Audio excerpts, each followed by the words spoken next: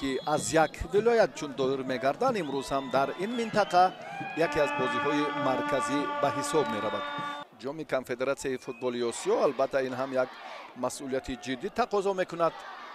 رفتی مبارزه را باز هم فوتبال بازان یک حالت مناسب را چگونه صرف نظر کردن خیلی بهتر بود. نفر نمونه معرفی کرده بودیم، حالا از خود یگان سر و صدای نشان نداد. فتح‌الله خیلی خوب مبارزه برد، افتید اندکی انتظار شد که مبادا آکران و بعدا یک حرکتی مناسبی اکامد جوزف آماده است که اینجا هم از مرکز میدان زود توپ رو به جریمه‌گاه هوا دهد. این لحظه مناسب را ای بختاوره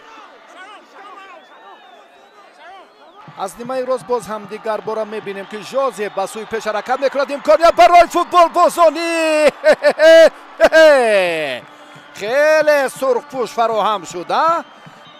نسکف این فرصت این کجا آن کجا فتح‌الله این یک و یک بار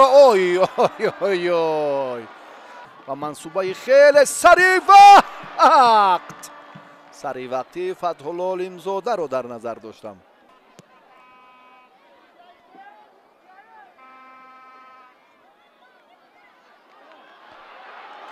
این لحظه که باز هم دیوار خورد سونی ضربه فتح‌الله رو دروازه با شهرام اسماعیلوف برگردانید.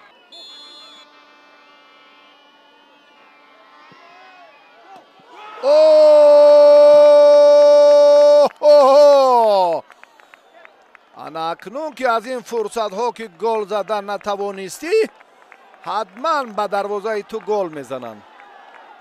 سه فرصت 100% رو فوتبال بازان روشن استفاده کردن نتوانستند. از حالت استانداردی عمرجان شریفوف استفاده کرد و حساب رو باز نمود. در دقیقه 75